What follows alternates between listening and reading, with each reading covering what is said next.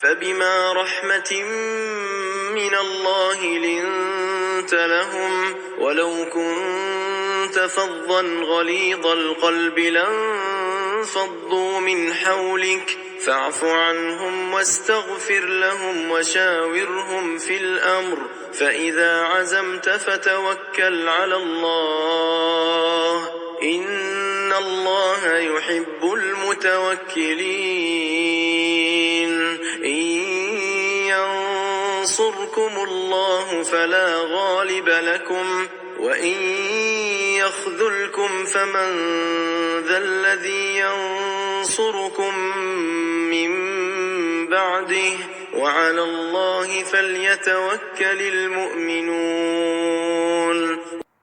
C'est par quelque miséricorde de la part d'Allah que Mohammed, tu as été si doux envers eux. Mais si tu étais rude, au cœur dur, ils se seraient enfuis de ton entourage. Pardonne-leur donc, et implore pour eux le pardon d'Allah, et consulte-les à propos des affaires. Puis, une fois que tu t'es décidé, confie-toi donc à Allah. Allah aime en vérité ceux qui lui font confiance. Si Allah vous donne son secours, nul ne peut vous vaincre. S'il vous abandonne, qui donc après lui vous donnera secours? C'est à Allah que les croyants doivent faire confiance. Assalamu alaikum wa rahmatullahi wa barakatuh. Que la paix soit sur vous ainsi que la miséricorde et la bénédiction. Il y a quelque chose qui caractérise tous les prophètes, hormis le message et le dogme et l'unification auquel ils ont appelé, il y a cette douceur qu'avaient les prophètes, cette miséricorde. Ils étaient agréables, ils étaient très compatissants, très patients avec les gens, très à l'écoute, très ouverts. Et c'est ce qui a touché leur entourage finalement. Même les ennemis des prophètes reconnaissaient ça chez eux. Car en effet, le but de la prophétie, le pourquoi de la prophétie est basé sur deux annonces finalement. Nadhiran wa bashiran. C'est-à-dire annoncer la bonne nouvelle et mettre en garde. Les prophètes sont venus expliquer finalement pourquoi l'humain existe.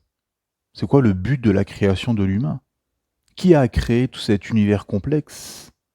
Cette terre, les cieux, toutes les espèces avec lesquelles on cohabite. Pourquoi l'humain a été créé? Qui les a créés?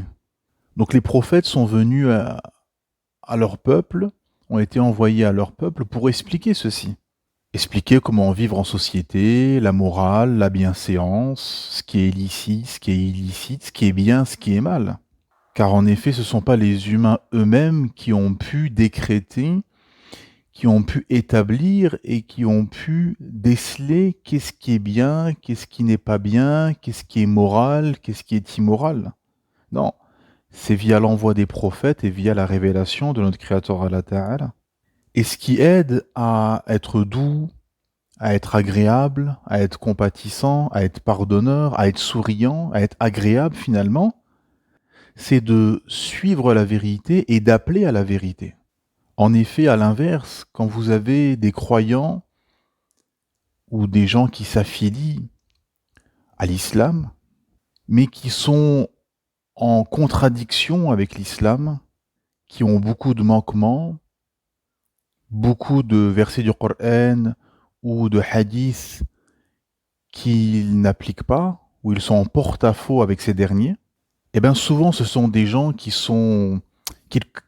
culpabilisent, qui sont un peu stressés, anxieux, ils sont nafsal lawama, ils sont dans une espèce de lamentation. Ils savent qu'ils ne sont pas droits avec leur Créateur Allah Ta'ala. Ce n'est pas de façon ponctuelle, comme la plupart des musulmans, mais de façon perpétuelle. Et donc effectivement, quand tu es en paix avec toi-même, quand tu appliques la révélation, et que tu appelles à cette dernière, effectivement, tu es serein, tu es doux, tu es agréable. Et c'est ce qui a caractérisé les prophètes. Et ceci est ce qu'on appelle donc une da'wa non verbale. La da'wa de finalement de l'apparence de ce qu'on dégage. C'est très très important. Et, et ceux qui ont côtoyé les prophètes ont témoigné de ceci. Par exemple, les compagnons du prophète Mohammed sallallahu alayhi wa sallam disaient c'est comme si vous voyez la pleine lune. C'est-à-dire que les gens, quand ils croisaient, c'est-à-dire les juifs, les chrétiens, les polythéistes, les romains, les perses, les gens qui venaient d'autres civilisations, d'autres empires, tout de suite remarquaient une prestance, remarquaient quelque chose de singulier chez le prophète Mohammed sallallahu alayhi wa sallam. Et ça, c'est quelque chose qu'Allah Ta'ala donne à ses serviteurs. Il donne une espèce d'aura. On sent qu'ils sont différents, on sent qu'ils dégagent quelque chose, ils dégagent une lumière, ils dégagent une vérité, ils dégagent la vérité. Ce sont des porteurs de lumière. Et le porteur de lumière, celui qui représente Dieu sur terre finalement, eh ben il est envoyé pour tout le monde. Pour les faibles, pour les forts, pour les riches, pour les pauvres, pour les gens qui sont tout en haut de la société. Moïse a été envoyé à Pharaon. Le prophète Mohammed sallallahu alayhi wa sallam a été envoyé chez les notables des Quraysh, la tribu qui dominait la Mecque au 7e siècle. Jésus a rappelé à l'ordre les marchands du temple, les docteurs de la loi, ceux qui avaient hérité du message de Moïse, alayhi salam. Et ils ont été envoyés également, bien évidemment, aux gens tout en bas de la société, aux pauvres, aux esclaves, aux gens écrasés par le poids de la société, par le poids des difficultés mondaines. Et c'est pour ça que, et c'est ce qu'on remarque, c'est que les premiers finalement qui ont embrassé le message et qui ont accepté et suivi le messager, ça a toujours été des gens faibles en priorité, des gens tout en bas de la société, des gens qui attendaient une libération finalement. Et dans tous les cas, les prophètes avaient un comportement doux, agréable.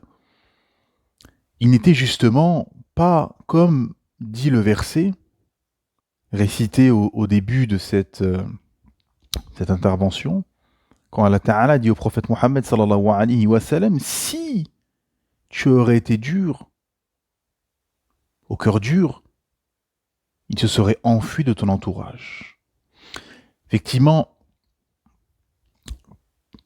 dans ce verset, Allah Ta'ala nous révèle quelque chose de très très très important dans la da'wa. C'est-à-dire que tout da'i, tout prédicateur, toute personne qui appelle à l'islam, tout musulman lambda, parce que tout musulman est un missionnaire, tout musulman doit appeler à l'islam, appeler à la vérité. Car quand le prophète Mohammed sallallahu alayhi wa sallam, il a fait son serment d'adieu à Arafat, au mois Arafat, il a appelé au témoignage des compagnons. Il leur a demandé, est-ce que je vous ai transmis le message? Et ils ont témoigné qu'en effet, le prophète Mohammed sallallahu alayhi wa sallam leur avait transmis le message. Et eux, ils avaient ordre de transmettre le message. Et tout musulman a cet ordre de transmettre cette vérité, qui est une libération pour les gens. Vous avez des milliards d'êtres humains aujourd'hui, en 2025, qui se lèvent tous les matins et qui ne savent pas pourquoi ils se lèvent. Ils se lèvent, ils vont vaquer à leurs occupations, travailler, payer telle ou telle facture, faire telle ou telle activité, manger, boire, se reproduire, dormir, etc. Mais au fond, si vous leur demandez pourquoi ils font tout ceci, peu pourront répondre à cette question. Car elle est dans la révélation. C'est pour ça que Abdallah ibn Mas'ud, radiallahu anhu, qui était un compagnon du prophète Mohammed sallallahu alayhi wa sallam, disait que celui qui recherche la science, qui laboure le Coran, qui laboure le Coran. Subhanallah. Et Allah Ta'ala nous a révélé la cause de notre création. Allah Ta'ala a créé le djinn wal ins, les djinns, donc la race de Satan et les humains, pour qu'on l'adore, pour qu'on lui voue un culte exclusif. Le tawhid, l'unification divine, le monothéisme. Et donc toute personne qui propage cette vérité, qui propage l'islam, doit effectivement, comme dit le verset, à l'inverse, doit être doux, agréable. Parce qu'au final, euh, les gens s'attardent sur vos personnes, vous observent. Effectivement, si vous n'êtes pas doux, si vous n'êtes pas agréable, et si même vous avez un profil inquiétant, effectivement, vous pouvez ramener toutes les preuves textuelles, la plupart des gens vont s'attarder sur ces mauvais comportements finalement. Parce que l'objectif du musulman, l'objectif qui doit être l'objectif du musulman, et pendant des siècles on a éduqué les musulmans sur ça, malheureusement depuis plusieurs décennies, avec la colonisation des terres, la colonisation des esprits, la faiblesse de foi, le fait que beaucoup, la masse, qui s'affilient à l'islam, sont plus dans une recherche mondaine que spirituelle, dans une recherche matérielle, plutôt que dans une recherche de da'wa, de propagation de l'islam. Effectivement, peu sont éduqués sur ça. Mais le musulman doit être éduqué et doit même s'éduquer sur cette question qui est de gagner les cœurs.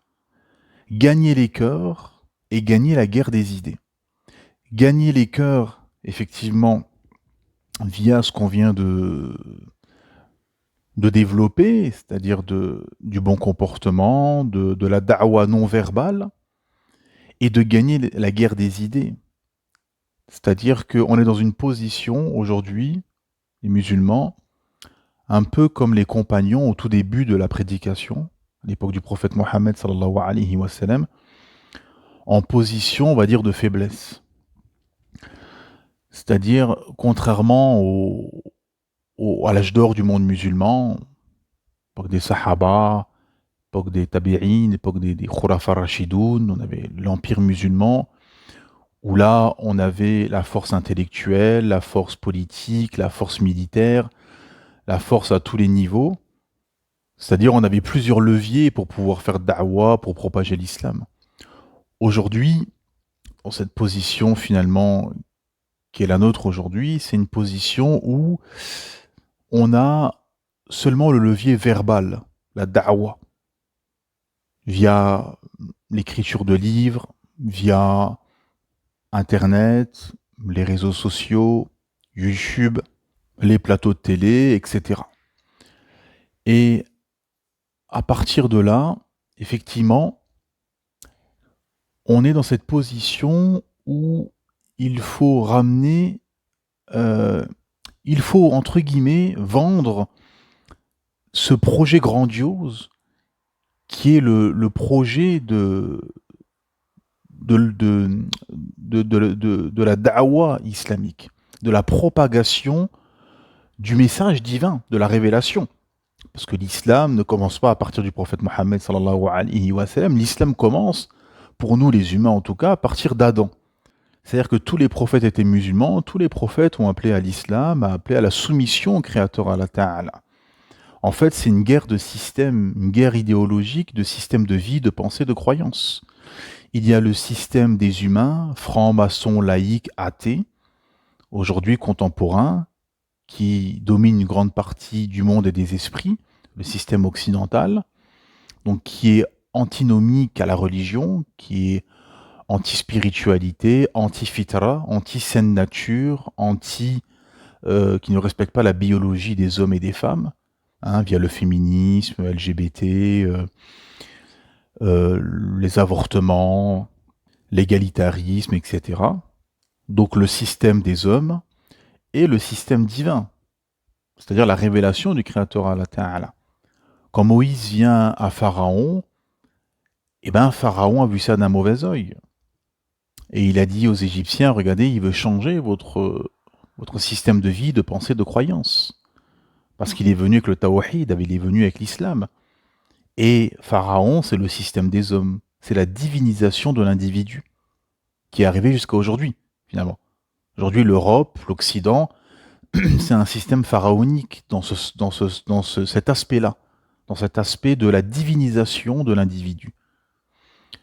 Là, à l'époque de Pharaon, il y avait une divinité, une personne qui s'érigeait sur un piédestal en divinité, Pharaon. Aujourd'hui, c'est tout le monde. Tout le monde. Les influenceurs, les réseaux sociaux, chacun se filme, se met en photo, se prend en photo et se met sur un piédestal sur les réseaux sociaux en disant regardez ma tenue, regardez mon nouveau maquillage, regardez mon nouveau look, ma nouvelle vie, ma nouvelle voiture, ma nouvelle maison, le moi-je. La divinisation du moi-je, la divinisation de sa propre personne finalement. Et ceci est un chemin très très dangereux parce que vous avez beaucoup de gens qui s'affilient à l'islam qui tombent dans ce piège. C'est qu'au bout d'un moment, finalement, son ego va prendre le dessus et finalement, il va se mettre en avant et dans son esprit, ce sera lui ou elle qui sera plus important dans son esprit, consciemment ou inconsciemment, que son créateur, Allah subhanahu wa ta'ala. Alors que l'islam, c'est l'inverse, c'est écraser son nefs, écraser son ego finalement, et se soumettre à Allah, se soumettre à son créateur. Sami'ana wa ata'ana. Nous avons entendu et nous avons obéi, ont dit les compagnons du prophète Mohammed sallallahu alayhi wa sallam. Et les compagnons, justement, qui étaient à l'inverse de ce logiciel, avaient parfaitement compris ce qu'était la soumission au créateur. C'est-à-dire qu'ils ne se mettaient pas en avant, ils fuyaient les postes, ils fuyaient la notoriété, ils fuyaient le fait d'être adulés par les gens. Hein, beaucoup d'anecdotes. Omar ibn Khattab, quand il était khalife, quand il était le calife des musulmans, on raconte qu'en pleine khutbah, il s'est arrêté au milieu du discours, il s'est parlé à lui-même en disant tu n'étais qu'un berger. Il a repris sa khutbah, il a repris son discours. Et à la fin, on lui a demandé pourquoi il a dit ceci.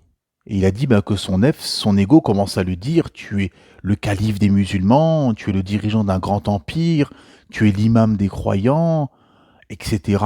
Et il a voulu se remettre à sa place lui-même finalement en se disant non, tu n'étais qu'un berger. Donc ils avaient compris que c'était juste des humains, finalement une goutte de sperme éjaculé. Comme Allah Ta'ala nous dit dans le Coran, l'humain n'est qu'une goutte de sperme éjaculé. Allahu Akbar. Quand on réfléchit comme ça, finalement, ça met un coup à l'ego de gens qui sont orgueilleux. Effectivement. Et plein d'anecdotes où les compagnons refusaient des postes de responsabilité, refusaient d'être imam, etc. Pas parce que ils n'avaient pas les compétences. Au contraire, ils avaient toutes les compétences. Et eux-mêmes, ils le savaient au fond d'eux. Mais ils avaient peur de la notoriété, ils avaient peur de l'ostentation, ils avaient peur que ceci change que peut-être ce poste-là, ou cette responsabilité, ou change leur relation peut-être avec leur créateur Allah Ta'ala. Ils avaient peur de beaucoup de choses. Ils avaient peur de leur propre personne, subhanallah. C'est ça le fond en fait. C'est qu'ils avaient peur d'eux-mêmes. Pas comme aujourd'hui où les gens finalement n'ont pas peur de tomber dans de l'ostentation, dans de l'idolâtrie, dans le fait d'être adulés, etc. Les gens se lancent sur les réseaux sociaux, se montrent, se prennent en photo, racontent leur vie, etc. Et pas une seule seconde, ça leur traverse l'esprit de se dire qu'ils risquent de tomber dans le fait d'être adulés par les gens qui les suivent, de se retrouver finalement comme une idole. Wal'iyadu billah. Et ça, finalement, les proches des prophètes qui ont été éduqués sur la modestie, sur la soumission au Créateur, avaient compris ceci. Quand le prophète Mohammed sallallahu alayhi wa sallam rentre à Mecca et qu'ils ont récupéré la Mecque et gagné, le prophète Mohammed sallam, il est rentré tête baissée, humble, devant son Seigneur, simple.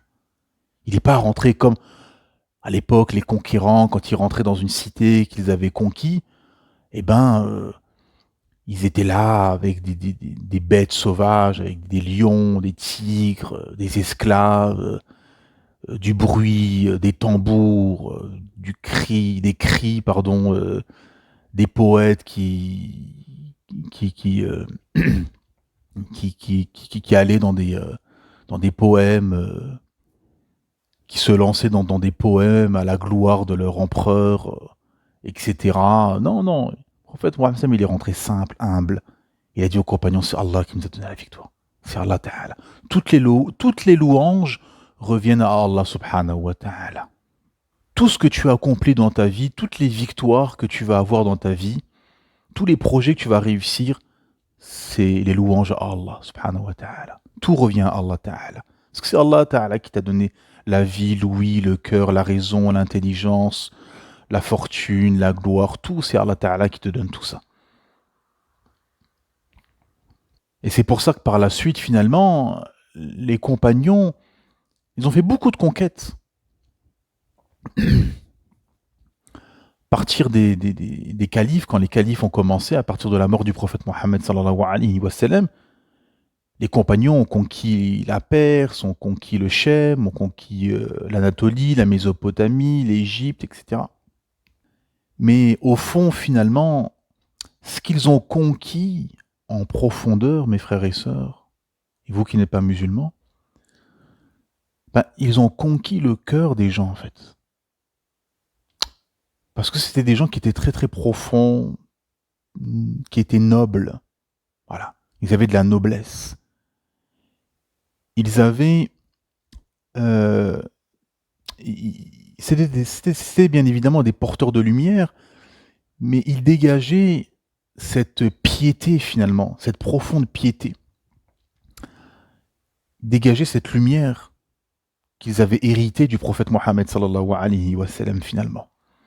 Et cette lumière qu'ils avaient acquise via la soumission au Créateur, via le cheminement spirituel, via les actes d'adoration, parce que plus tu adores Allah Ta'ala, plus tu accomplis tes prières, tu fais des actes surérogatoires, notamment des prières de nuit, des lectures du Coran, ben tout ceci, toutes ces lectures de Coran, ces prières de nuit, ces adorations, finalement deviennent une lumière sur ton visage, sur ta langue, sur ton cœur, sur tout ton être finalement. Et ton Créateur t'accompagne dans ta vie et te donne finalement cette lumière qui te permet d'avancer et de propager la vérité révélée par Allah Ta'ala. Et c'est ce qui s'est passé avec les compagnons.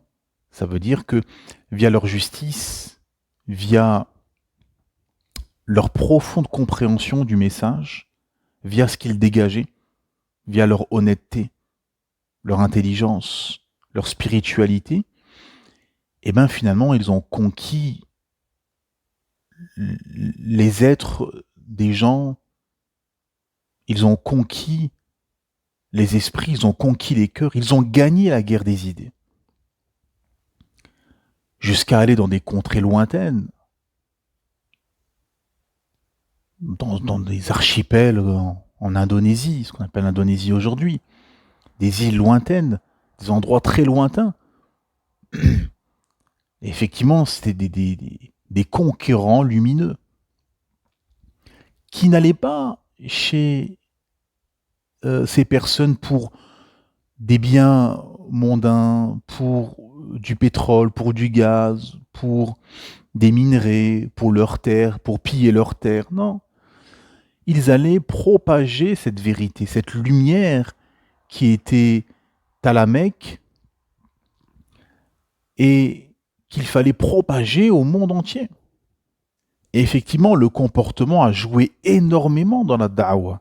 C'est-à-dire, c'est pas seulement venir avec une technicité, des règles, dire c'est comme ci, c'est comme ça, et rester froid, insensible et de marbre. Non, c'est toucher les humains, toucher l'humain en profondeur. Venir avec ce message divin, cette compréhension, cette bonne nouvelle.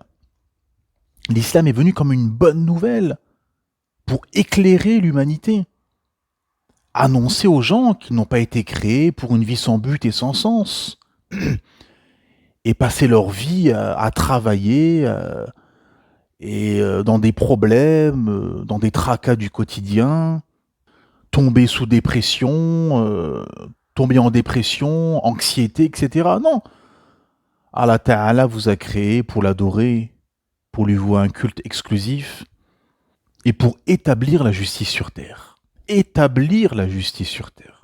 Dans la sourate Le Fer, Al-Hadid, la sourate 57, Allah Ta'ala dit: nous avons effectivement envoyé nos messagers avec des preuves évidentes et fait descendre avec eux le livre et la balance, afin que les gens établissent la justice. Ça fait partie des finalités de l'envoi des messagers, c'est d'établir la justice sur terre. Car s'il n'y a pas de justice, il y a l'injustice. Et s'il y a l'injustice, il y a la corruption, il y a l'anarchie, il y a la guerre, il y a le sang, il y a la division. Et c'est là où on arrive à la guerre des idées. C'est-à-dire de ramener ce projet de l'islam, du système divin, qui est pour le peuple, si les gens savaient le bienfait de la charia d'Allah subhanahu wa ta'ala, que le système diabolise forcément, parce que c'est le système concurrent à l'islam, la charia, ils sont là avec des grands titres, sur les plateaux de télé, la charia, vous leur demandez le maqasid al-sharia, c'est-à-dire les finalités, quelles sont les finalités, les desseins de la législation islamique, ils seraient incapables de répondre. La loi d'Allah subhanahu wa ta'ala a été révélée avec comme finalité des préservations. La préservation de la révélation en priorité. La préservation de la vie qui est sacrée. La préservation de la raison. Pour cela que tout ce qui enivre, toutes les drogues, tout ce qui fait perdre la raison est interdit. Et on voit les mots MAUX qu'il y a quand l'humain perd la raison. La préservation de l'honneur, de la famille, des biens, de la propriété, des richesses, de la végétation, etc. Et que c'est la maslaha, c'est l'intérêt général. L'islam, c'est pour l'intérêt général. Ce n'est pas pour une clique d'oligarques, d'élites, de mafieux au pouvoir qui s'accaparent les richesses et qui accumulent les biens pendant que le peuple court et essaie de s'en sortir avec les quelques miettes que le système leur donne, ce qu'on appelle les salaires. Non, la loi du Créateur Allah Ta'ala, c'est la redistribution des richesses pour que tout le monde soit gagnant. Et pas non plus abuser sur les riches, avec toutes les taxes, tous ces impôts, toutes les choses que le système finalement fabrique ou établit plutôt pour taxer encore plus les riches. C'est-à-dire qu'on fait payer à la personne, on lui fait payer sa richesse. Non, c'est son destin. Allah Ta'ala lui a donné la richesse. Bon, il a la zakat, l'aumône légale à payer, à redistribuer. Et si tu veux qu'il donne plus de sa richesse, eh ben, il faut attendrir son cœur. Et c'est là qu'on voit la profondeur de l'islam. C'est-à-dire que une personne riche qui rentre pleinement dans l'islam et qui applique les enseignements de l'islam, qui applique les enseignements du prophète Mohammed sallallahu alayhi wa sallam, eh ben, à terme, son cœur va s'adoucir et il va vouloir donner aux pauvres. Il va vouloir donner aux démunis. Car il va se détacher de cette dunya, il va lâcher prise et il sera plus dans un état d'esprit d'au-delà, voilà, de transcendance, et à ce moment-là, ben, il va donner ses richesses, ses biens, etc. Ce qui s'est passé avec les compagnons. Les compagnons donnaient une partie de leur richesse, jusqu'à Abu Bakr Siddiq, radiallahu anhu, qui a donné toute sa richesse.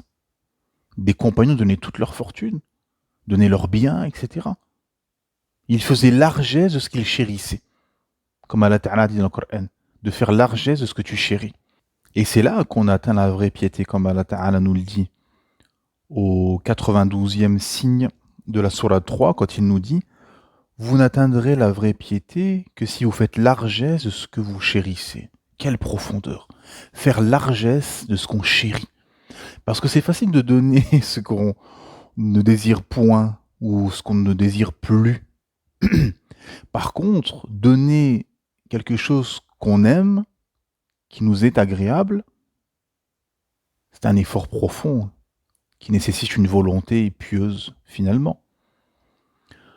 Ou quand Allah subhanahu wa ta'ala, dans le 177e signe de la sourate la vache, nous dit « La bonté pieuse ne consiste pas à tourner vos visages vers le levant ou le couchant, mais la bonté pieuse est de croire en Allah, au jour dernier, aux anges, aux livres, aux prophètes, de donner de son bien. Quelque amour qu'en est aux proches, aux orphelins, aux nécessiteux, aux voyageurs, indigents, et à ceux qui demandent l'aide, et pour délier les jougs, c'est-à-dire l'affranchissement des esclaves, d'accomplir la salat et d'acquitter la zakat. Et ceux qui remplissent leurs engagements lorsqu'ils se sont engagés, ceux qui sont endurants dans la misère, la maladie, et quand les combats font rage, les voilà les véridiques, et les voilà les vrais pieux. Tout un programme, mes frères et sœurs, effectivement. Et c'est ça, quand vous allez en profondeur dans les versets du Coran, Allah subhanahu wa ta'ala nous appelle à une réforme de nos âmes, de nos personnes, et à une construction spirituelle. At-tasfiya wa at-tarbiya, ce qu'a fait le prophète Mohammed sallallahu alayhi wa sallam pendant 23 ans. Il a appelé à la déconstruction de la jahiliya, de l'ignorance, des idées reçues, de tout ce qu'on nous a fait croire depuis tout petit, et de se construire une personnalité spirituelle, religieuse, via la révélation. Et parmi les éléments finalement qui a fait que les gens, quand ils ont vu les compagnons arriver, leur faire da'wa, parmi les éléments où ils ont été conquis finalement, c'est qu'ils avaient des gens en face d'eux qui avaient une parole, bien évidemment, mais qu'ils appliquaient ce qu'ils disaient. C'est ça la réalité. Regardez aujourd'hui, les non-musulmans finalement, c'est pour ça que beaucoup de musulmans, jusqu'à des pays musulmans, finalement, ne sont pas pris au sérieux par les Occidentaux. C'est qu'en fait, beaucoup de non-musulmans se disent, ou doivent se dire finalement, ces gens-là disent suivre la parole de Dieu, la révélation du Créateur, mais ils n'appliquent même pas ce qu'ils disent. Ils doivent se dire, nous, qui suivons des lois humaines, nous sommes plus fermes et nous tenons plus à nos textes que eux, que beaucoup de chez eux tiennent à leurs textes. Et c'est ça un des malheurs d'aujourd'hui. Et pourquoi il y a ce génocide à Gaza, pourquoi il y a eu toutes ces invasions, pourquoi beaucoup de pays musulmans sont attaqués et n'ont pas, n'ont pas les pleins pouvoirs sur tout. C'est qu'effectivement, beaucoup des textes ne sont pas appliqués. Le prophète Mohammed sallallahu alayhi wa sallam a annoncé ceci. Il y aura une humiliation qui s'abattra sur vous, et cette humiliation ne sera pas levée tant que vous ne revenez pas à votre religion. Ou plutôt tant que vous ne reviendrez pas à votre religion, pardon. Et quand vous serez plus occupé par l'agriculture, par le commerce, par la dunya, et que vous abandonnerez finalement le jihad fi sabilillah, eh bien, effectivement, Allah Ta'ala fera s'abattre sur vous une humiliation. C'est pour ça qu'avant de convaincre les autres, il faut déjà se convaincre soi-même et appliquer ce qu'Allah Ta'ala nous a révélé. Il y a une grande leçon dans la bataille d'Uhud, quand les fameux archers n'ont pas respecté un ordre du prophète Mohammed sallallahu alayhi wa sallam, qui devait rester sur la colline pour surveiller les arrières des armées musulmanes. Et ben, quand les musulmans commençaient à gagner, prendre le dessus sur les Qurayshites et à se partager le butin, ben, une partie a délaissé la montagne pour aller rejoindre les autres musulmans et à la fin, ça a été une débâcle. Et ça a été une leçon qu'Allah Ta'ala a révélée par la suite, parce que en expliquant ceci par la suite, parce que, c'est-à-dire que Allah Ta'ala envoie un messager, pardon, avec un message, et si on ne respecte pas ceci, si on n'écoute pas ce message, si on désobéit au prophète Mohammed sallallahu alayhi wa sallam, effectivement, ben, comme dans cette bataille, ben, ça sera une débâcle, et on perdra. Et la grande leçon, une des grandes leçons, c'est que ces personnes ont commencé à regarder vers la dunya. Donc effectivement, quand tu commences à pencher vers cette dunya et à donc délaisser des ordres, des commandements, en l'occurrence du prophète Mohammed sallallahu alayhi wa sallam, et bien effectivement, tu t'effondres, tu perds et tu erres. Comme ce qui se passe actuellement. Le monde musulman erre depuis qu'on a délaissé l'empire musulman, le califat et une grande partie de la loi d'Allah subhanahu wa ta'ala. Comme a dit Omar ibn Khattab radiallahu anhu, il a dit, nous les musulmans, nous étions le peuple le plus humilié et nous avons été honorés par l'islam. Et si on cherche l'honneur par autre que l'islam, on sera déshonoré. Effectivement, depuis que les musulmans cherchent l'honneur par le nationalisme, par la démocratie, par la République, par des idéologies étrangères à l'islam, ça n'était que de l'humiliation, de la colonisation et des débâcles militaires. Et comme je l'ai dit, effectivement, on est dans cet état actuel où on est dans la position, comme les compagnons au tout début de la prophétie, dans un système tyrannique, le système des Qurayshites, où ils ont finalement comme levier que la da'wa, la propagation de la vérité. Et c'est dans la position dans laquelle nous sommes, et il faut s'y atteler, gagner les cœurs, convaincre les gens. C'est Allah Ta'ala qui guide. Mais nous devons faire ce travail de convaincre finalement en ramenant des arguments solides du Coran, de la Sunna, des paroles de savants, et expliquer que c'est un projet grandiose finalement, que nous sommes à l'aube d'un nouveau monde où on va revenir au minhaj an-nubuwa, à la méthodologie prophétique, on va revenir à un empire musulman, Inch'Allah bi'idhnillah, comme ça a été annoncé dans le hadith, et de se préparer à ceci, se préparer à l'avènement finalement, aux grands événements de la fin des temps, avec le retour de Isa alayhi salam, de Jésus qui sera le vrai Messie, qui viendra combattre le faux Messie, Masih ad-Dajjal, et convaincre, et expliquer aux gens finalement que c'est la seule solution, le seul programme viable finalement pour la libération des humains, la vraie libération. Parce que là, les humains sont dans une soumission d'un système humain tyrannique qui donne une espèce d'apparence de pseudo-liberté, de pseudo-matériel finalement, mais qui rend les gens malheureux. Regardez, c'est incroyable quand même, c'est extraordinaire, c'est une grande leçon. Les gens, depuis qu'il y a ce système matérialiste, l'accès à la propriété via l'endettement sur 20-30 ans, etc., la soi-disant libération sexuelle, la libération des mœurs, ou plutôt l'esclavage des mœurs, toutes ces pseudo-libérations finalement qui ont juste été des perversions pour avilir l'humain. Ben, regardez aujourd'hui, les gens n'ont jamais été autant célibataires, autant malheureux, autant divisés, autant solitaires, autant isolés, autant en dépression, en suicide, en anxiété. Les cabinets de psychiatres et de psychologues sont pleins à craquer. Les gens sont tristes, sont malheureux. Malgré l'opulence, malgré l'apparence, malgré le strass, les paillettes, le matériel, au fond, les gens sont malheureux. Vous avez des gens sur des plateaux de télé qui veulent faire rire les gens, et qui sont là à faire des programmes, ce qu'ils appellent des divertissements, pour faire rire les gens, occuper les gens. Et ces gens qui sont à la tête de ces programmes ben, ne dorment pas la nuit. Quand ils rentrent chez eux et qu'ils sont tout seuls dans leur maison, ben, ils sont malheureux, ils dorment pas la nuit, ils sont en dépression, ils sont anxieux. Pourquoi ? Parce qu'ils ne font pas pourquoi ils ont été créés. Allah Ta'ala a créé notre âme sur l'adoration. Il nous a créés pour se soumettre à lui, pour l'adorer.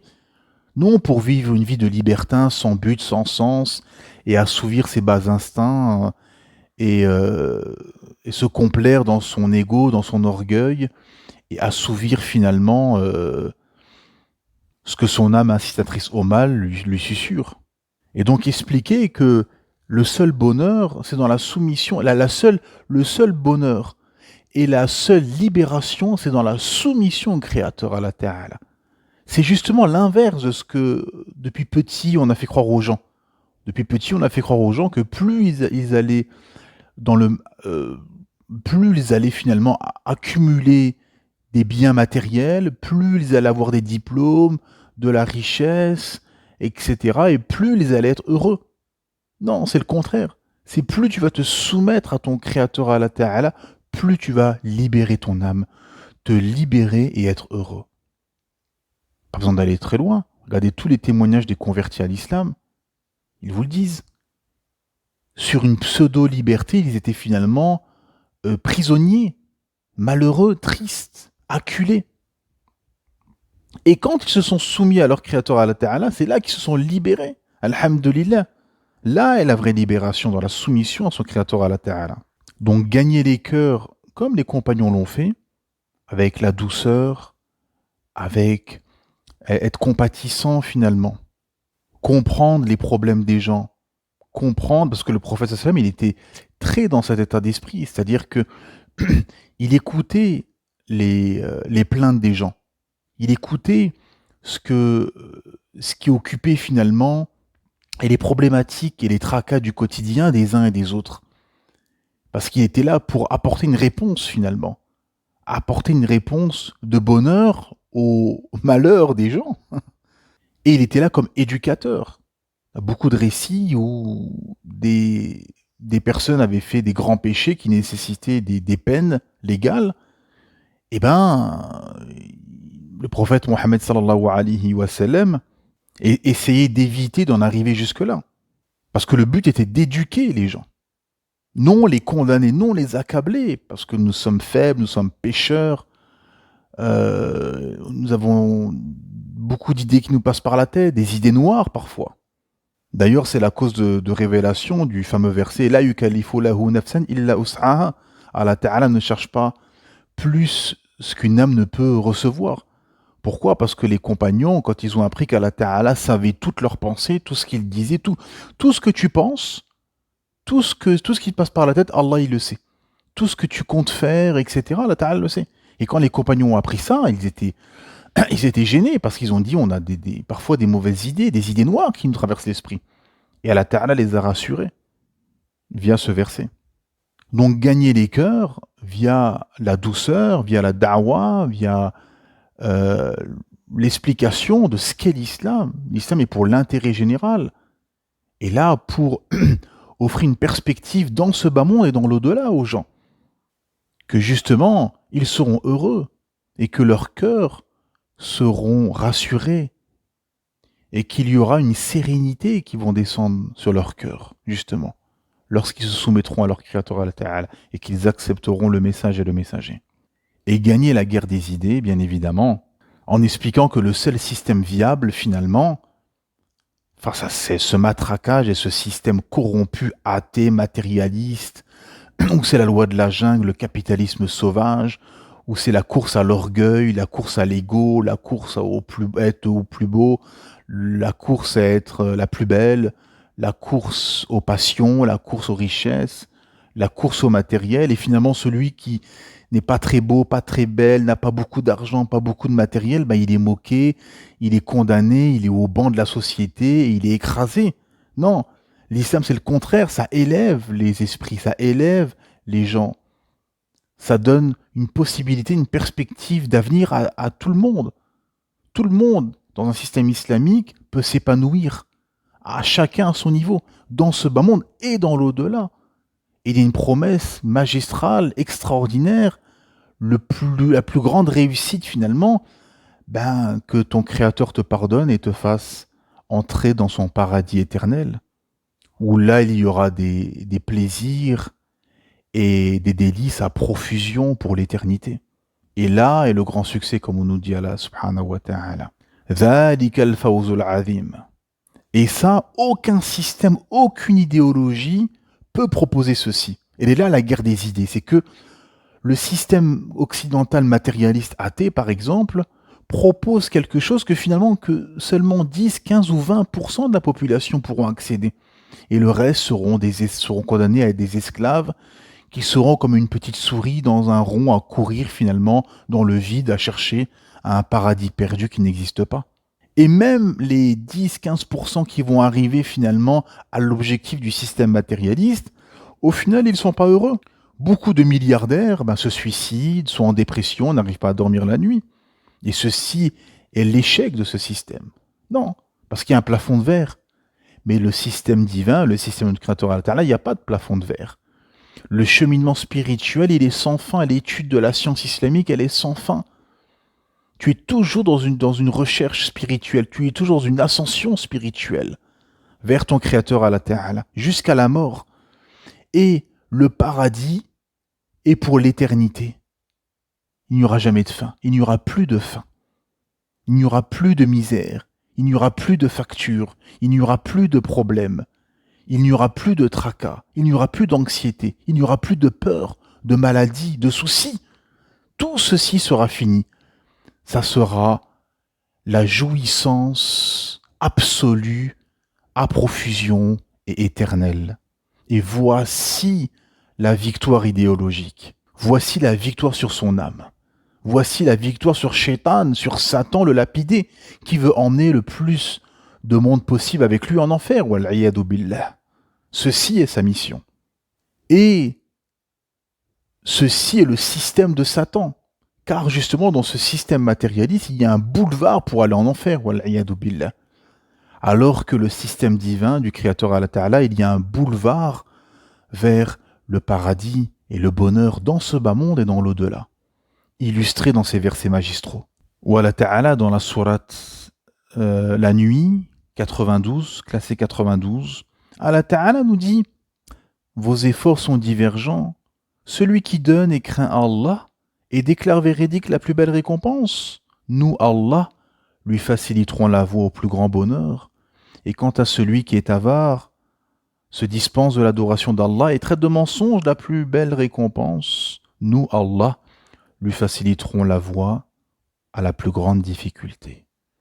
Et à rien ne lui serviront ses richesses quand il sera jeté au feu.